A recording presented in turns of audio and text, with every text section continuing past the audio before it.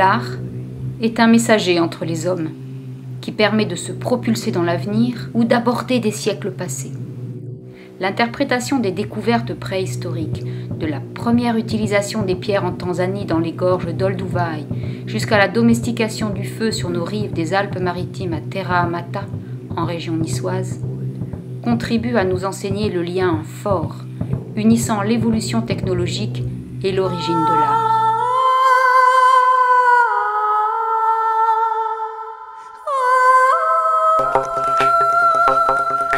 Aujourd'hui encore, retranscrire notre passé et l'inclure dans notre présent est une nécessité pour appréhender notre continuité culturelle.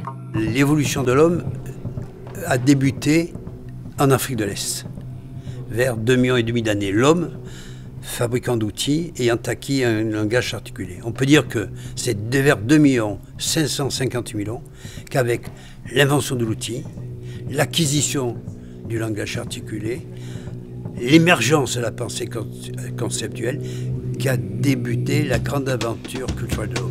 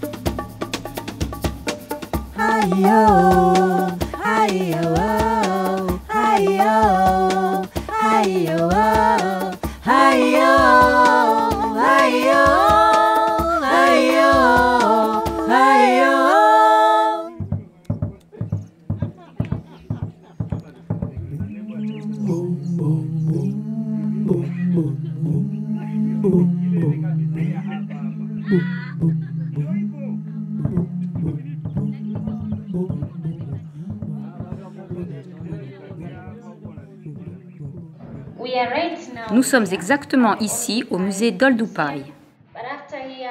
Et par la suite, je vais vous emmener dans plusieurs endroits des gorges.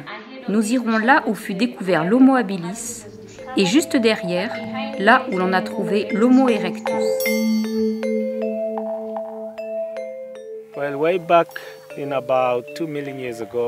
Si l'on retourne il y a 2 millions d'années en arrière, le paysage n'était pas celui que nous voyons aujourd'hui. Dans ces temps-là, c'était un paysage plat, submergé par les eaux.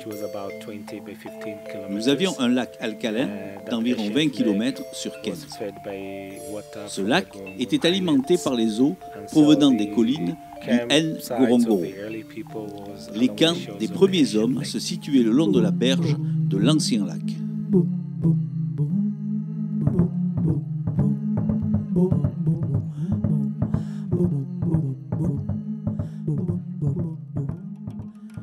On peut dire que l'histoire de l'homme commence par l'acquisition de la station érigée bipède chez les primates. Et depuis 7 millions d'années environ, il existe des primates qui ont acquis la station érigée bipède, qui marchent en équilibre sur le membre postérieur, dont les membres antérieurs sont libérés des tâches de motion. Par exemple, Toumaï, il y a 7 millions d'années au Tchad, ou les australopithèques, au Kenya, en Afrique du Sud, en Tanzanie. Okay. Ça, c'était, je vous ai dit à quoi ressemblait le paysage. Before volcanic eruption took place. Avant l'éruption volcanique. Ouais. So this was the lake. This was Lake Ndutu. Ça, c'était le lac Ndutu. It was flowing from the western going to the eastern side. Donc, il allait d'ouest en est. À l'ouest, c'est près du Serengeti. And the mountain up is Olmoit Mountain. Ah, Olmoit. Et donc, à l'est, c'est proche des Olmoit montagnes. You can see there were different animal species around.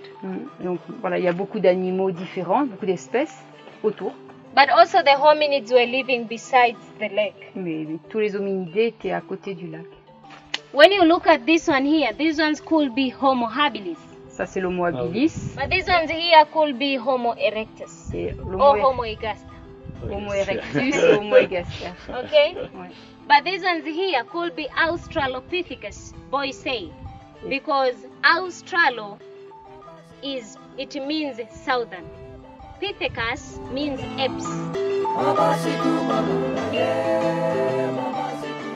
Marcher debout, c'est une condition nécessaire pour être un homme, vous en conviendrez, mais pas suffisante. Et nous les appelons des hominidés. Mais au sein de tous ces primates émerge, vers 2,5 millions d'années, 2 550 000 ans, une autre forme, plus évoluée, qu'on appelle Homo habilis, Homo rudolfensis, qu'on appelle plus généralement aujourd'hui Early Homo. Alors là, ils ont trouvé les restes de l'Homo habilis.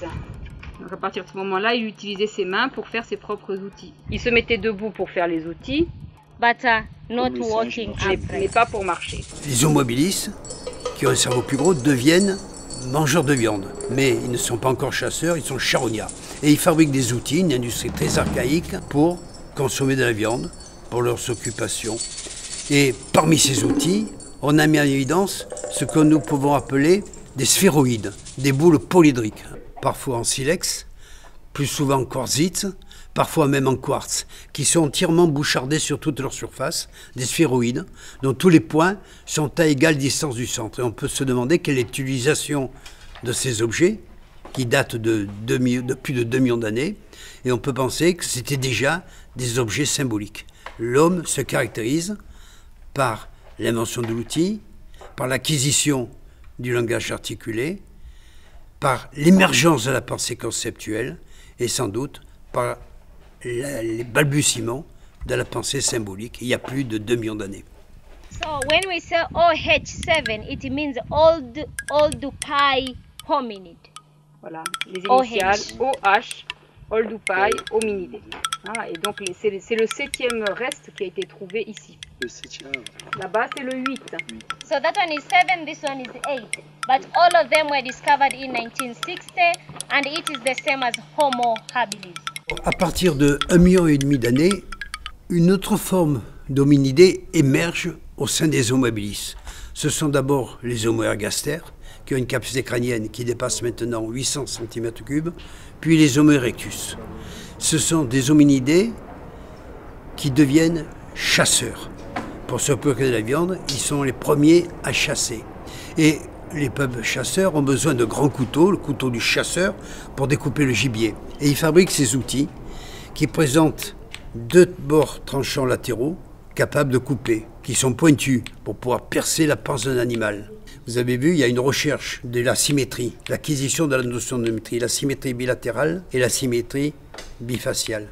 Ils sont parfois taillés sur des roches de belles couleurs. Et c'est pas parce que l'outil est parfaitement symétrique, qu'il est parfaitement bien taillé, parfaitement bien retouché, qu'il est taillé sur une roche de belle couleur, qu'il est plus fonctionnel. C'est le goût du travail bien fait, la recherche du beau, la naissance du sens de l'harmonie, l'émergence du sens de l'harmonie. L'homme est un créateur de beauté depuis au moins 1,5 million d'années en Afrique, un peu plus tard en Europe, à partir de 600 000 ans.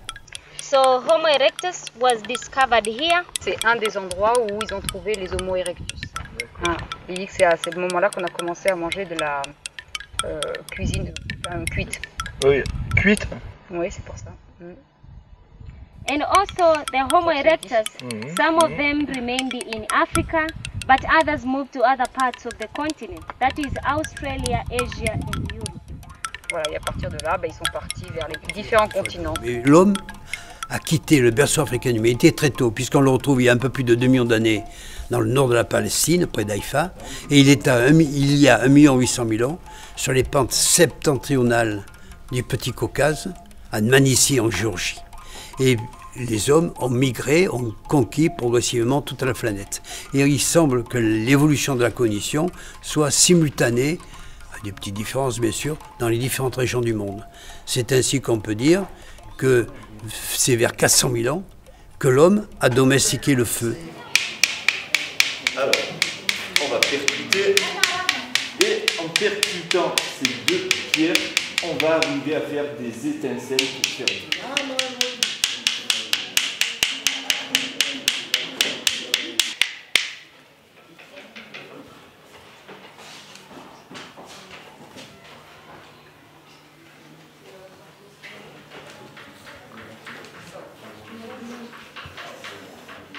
Voilà, donc vous avez vu qu'on peut faire du feu et on peut aussi le transporter, le feu. Alors c'est vrai que le feu apparaît très tardivement dans l'histoire de l'humanité. Si on considère que le premier homme apparaît avec l'émergence de l'outil, c'est il y a 2,6 millions d'années, avec les premiers Homo habilis en Afrique. Finalement, le feu n'apparaît qu'il y a 400 000 ans. À partir des foyers aménagés, on a des véritables traces de domestication du feu, parce qu'on a la certitude, avec ces foyers qui sont réellement aménagés, on a la certitude qu'il y a eu entretien du feu sur place. Donc ça, c'est extrêmement important, et ça, on va le trouver à plusieurs endroits. On va le trouver dans le Finistère, à Ménez-Drégan, sur la commune de Plouenec. On va le trouver à Bicespit, dans le Suffolk, en Angleterre. On va le trouver à Vertizolos, en Hongrie. On va le trouver à Terra Amata, à Nice, sur les rives de la Méditerranée. On va le trouver à Choukoutien, en Chine. Et tout ça vers 400 000 ans. Un peu comme si cette idée de la domestication du feu, s'il y avait une convergence technique qui faisait que c'était apparu à peu près à la même époque dans plusieurs endroits donnés en même temps. Donc vous voyez que c'est finalement une invention extrêmement récente que l'invention du feu. Et pourtant, ça nous paraît consubstantiel à l'homme. C'est-à-dire que si on demande dans la rue aux gens est-ce que vous pensez qu'un jour on n'a pas eu le feu, je pense que la plupart des gens diront mais non, les hommes ont toujours eu le feu. Et la préhistoire nous montre que cette consubstantialité n'est pas une vérité. C'est-à-dire que finalement, on a vécu plus longtemps sans le feu qu'avec le feu. Et là, c'est vraiment exactement la même forme de foyer qu'en préhistoire. C'est exactement pareil, la petite murette de protection.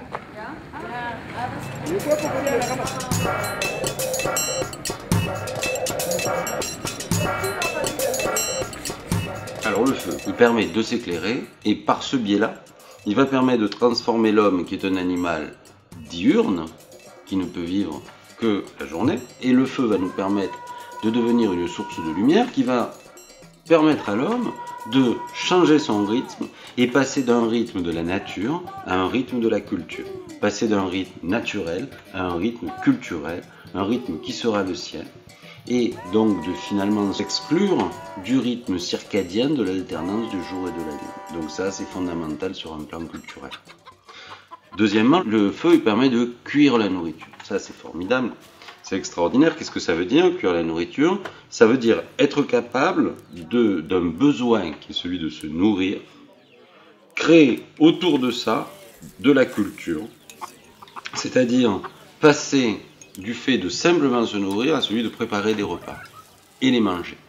Donc passer d'un rapport à la nourriture qui n'est plus un rapport simplement naturel, mais qui est un rapport culturel. C'est un moment phare dans l'histoire de l'humanité.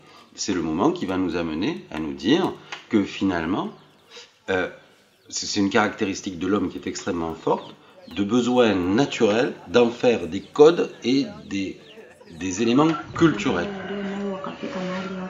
Wabariki, watakase, wainue katika maisha yao, usiwapungukie jambo lolote, mfalme wa ajabu. Tunakushukuru kwa chakula hiki, ibariki na kuitakasa, ikatupe afya katika miili yetu. Amen. La domestication du feu, ça a permis à l'homme de se retrouver à peu près à l'aise partout sur la surface du globe, et donc de conquérir l'intégralité de la surface du globe. Mais le feu, surtout, était un facteur de convivialité. Que faisaient les chasseurs de Terra Amata qui avaient abattu un éléphant dans la plaine de Nice, le soir, autour du feu? Bien, ils se racontaient des histoires de chasse. Et au fur et à mesure que le temps s'est écoulé, l'éléphant qui avait abattu devenait plus gros, de plus en plus énorme, gros comme une montagne, et le chasseur qui l'avait abattu devenait un héros, l'ancêtre du groupe. C'est ainsi que sont nées, que sont apparues les traditions culturelles régionales. Ça, c'est aussi un élément important. Et enfin, le feu permet de transformer la matière. C'est la première énergie qui va permettre à l'homme de modifier la matière. Avant le feu, on ne peut que la casser. On peut lui donner un grand coup et on va casser un caillou en deux. Avec le feu, on va pouvoir, avec cette nouvelle énergie, maîtriser et modifier la structure moléculaire du matériau.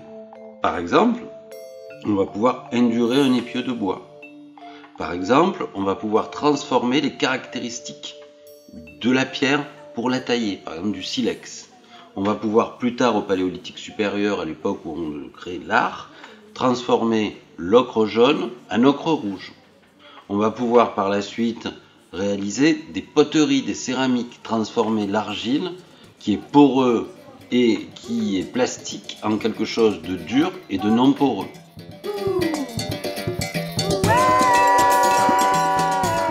On va pouvoir créer la métallurgie, transformer le métal, etc. Donc c'est la base de l'ensemble de notre technologie. On appelle ça un saut culturel, à la fois saut technique et saut culturel majeur.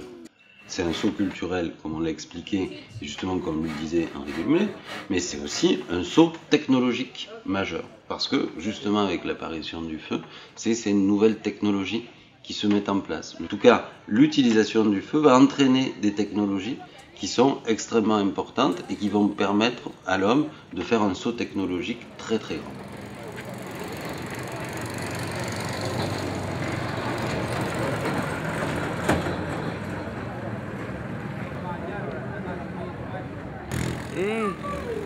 Anapita, huyu hapa anapita mazingira. Good evening. Angalia chafu, uchafu. Mazingira wana huyu mzimu kule. Mazingira wana huyu mzimu kule.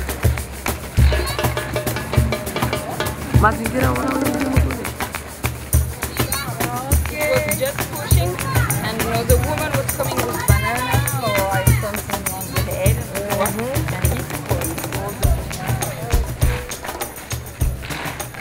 Depuis les gorges d'Oldoupaï, la technologie et l'art ont sans cesse continué d'occuper les réflexions et les questionnements des hommes. Parce qu'on avait parlé de la technologie du galet. Et avec Philippe, vous avez découvert la technologie de la lumière. Et de l'autre côté, on a fait le côté artistique. Donc nous, on situe cette émergence de l'art avec l'émergence de la pensée symbolique, et elle apparaîtrait en Afrique, en fait, avec les sapiens, les hommes anatomiquement modernes, qui sont issus de ces Homo erectus africains. Et elle apparaîtrait déjà aux alentours de 80 000 ans, mais c'est peut-être même plus tôt, puisque les premiers sapiens apparaissent aux alentours de 160 000 ans en Afrique.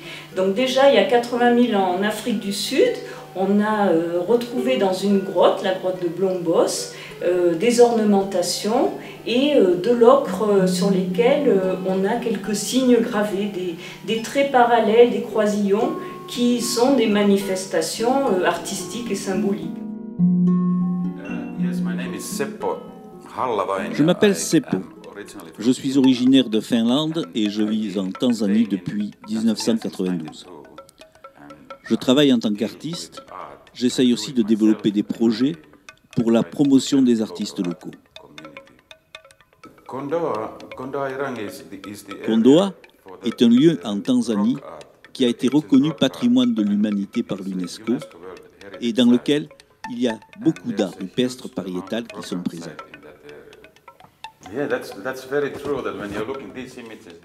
Les lignes qui ont été dessinées ne peuvent pas avoir été faites par un pinceau. On parle de ces œuvres comme les fines lignes rouges. Ce serait l'appellation de ces œuvres. Que ce soit les lignes ou les petits points qui sont faits dans cette œuvre, on peut penser que cela a été fait avec une plume parce qu'elle permet une telle précision. Je travaille beaucoup sur cette idée d'art rupestre. Je cherche aussi l'idée de préserver ces œuvres car elles appartiennent à tous. Et quand je dis à tous, c'est au monde entier. Il est important de respecter l'environnement ainsi que le patrimoine qu'il contient. L'art me permet de pouvoir développer ces idées-là.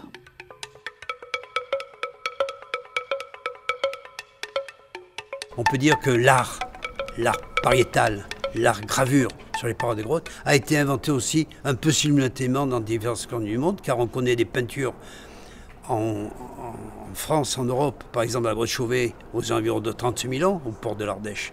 Mais il y en a du même âge en Australie, il y en a du même âge en Afrique, en Tanzanie. Les peintures sur les parois des cavernes qui témoignent de l'explosion de la pensée symbolique datent à peu près de la même époque et ont été faites par des hommes qui n'avaient aucun moyen de se rencontrer ou de s'imiter. Alors cette pensée symbolique, ce symbolisme, il est quand même lié à l'évolution morphologique de l'homme et en particulier au développement de son cerveau. On s'aperçoit par exemple chez l'homme anatomiquement moderne, nous, l'Homo sapiens, qu'on a atteint des capacités cérébrales assez importantes et chez l'Homo sapiens, lié à l'évolution, on a un enroulement de la boîte crânienne, une réduction de la face, mais surtout apparaît le front. Et derrière le front, il y a les lobes frontaux qui sont le siège de la pensée associative, l'association des idées et le siège de la conscience. Il faut quand même une capacité cérébrale et des capacités cognitives nécessaires, suffisantes pour ce symbolisme, pour qu'apparaisse cette pensée symbolique. Et puis on va voir une évolution, quand même, c'est graduel. Et plus tard, à partir d'entre 50 000 et 30 000 ans, on voit apparaître l'art monumental, l'art des cavernes. Donc c'est une autre étape qui n'est pas liée à l'évolution morphologique, mais à un besoin important, nécessaire, pour retranscrire la vie quotidienne de ces populations, de ces sociétés paléolithiques. On utilise comme des pigments, des ocres jaunes, des ocres rouges. Quand on n'a pas du rouge, on chauffe le jaune pour obtenir du rouge. Et le noir s'obtient soit avec le charbon de bois, soit avec l'oxyde de manganèse. Donc des couleurs qui sont celles de la nature, des informations bien sûr sur l'environnement, sur l'éthologie, mais aussi ça nous apporte des informations sur l'homme, ce qu'il pouvait voir, ressentir, mais on est incapable de comprendre ce que cela voulait signifier pour eux.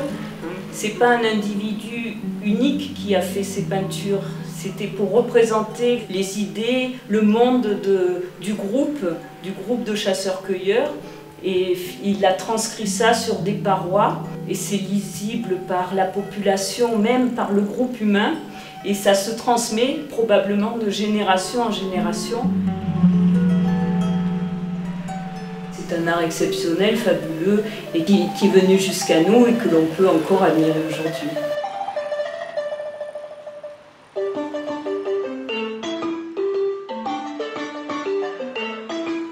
Le grain jaune n'a pas chauffé tout seul pour virer au rouge. L'art n'est pas le fruit du hasard. La bipédie et la domestication du feu ont alors joué un rôle majeur. L'homme cherchera toujours à se développer, à inventer, à créer, à transformer et à transmettre.